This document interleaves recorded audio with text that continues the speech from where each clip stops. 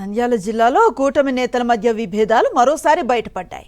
TDP జిల్లా అధ్యక్షురాలు స్థానిక మంత్రి వచ్చేలోపే కార్యక్రమాన్ని మొదలు పెట్టించి వెళ్లిపోయారు నంద్యాల కూటమి పార్లమెంట్ సభ్యురాలు శబరి. నంద్యాల కలెక్టర్ కార్యాలయ ప్రాంగణంలో ఆర్ఏఆర్ఎస్ పంట పొలాల్లో జరిగిన ఏరువాక పౌర్ణమి కార్యక్రమంలో అధికార పార్టీ నేతల మధ్య సమన్వయ లోపం మరోసారి బయటపడింది. రాష్ట్ర మంత్రి ఫరూక్, జిల్లా అధ్యక్షురాలు గౌరు చరిత రాకముందే కార్యక్రమాన్ని ముగించుకొని వెళ్లిపోయారు ఎంపీ శబరి. తాము వచ్చేలోపే కార్యక్రమాన్ని ముగించారంటూ మంత్రి కామెంట్ చేశారు.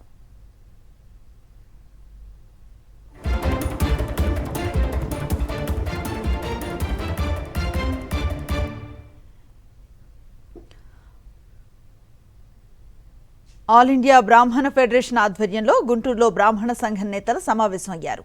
కేంద్రం 25,000 కోట్లతో భారత బ్రాహ్మణ్ వెల్ఫేర్ కార్పొరేషన్ ఏర్పాటు చేయాలని డిమాండ్ చేశారు. ఆల్ ఇండియా బ్రాహ్మణ్ ఫెడరేషన్ జాతీయ సెక్రటరీ ద్రోణం రాజురవి.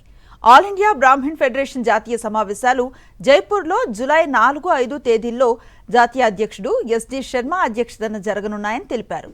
బ్రాహ్మణ సామాజిక వర్గానికి జాతీయ స్థాయిలో అవసరమైన 14 ముఖ్యమైన తీర్మానాలను ప్రవేశపెట్టనున్నట్లుగా తెలిపారు. కేంద్ర ప్రభుత్వం బ్రాహ్మణ కార్పొరేషన్ ఏర్పాటు చేసి దేశంలో బ్రాహ్మణ సంక్షేమానికి నడుం బిగించాలని డిమాండ్ చేశారు ద్రోణం రాజురవి.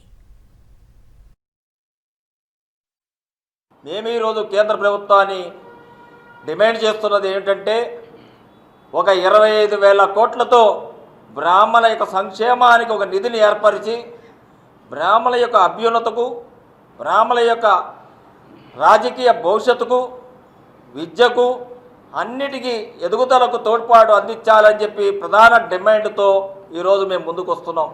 దేవాలయాలన్నిటిని కూడా కన్సల్టేట్ చేసి ఒకే చట్టం కింద తేవాలని చెప్పి మేము డిమాండ్ చేస్తున్నాం. మరిన్ని అప్డేట్స్ కోసం ఛానల్ను సబ్స్క్రైబ్ చేయండి. నోటిఫికేషన్స్ కోసం బెల్ ఐకాన్ పై క్లిక్ చేయండి.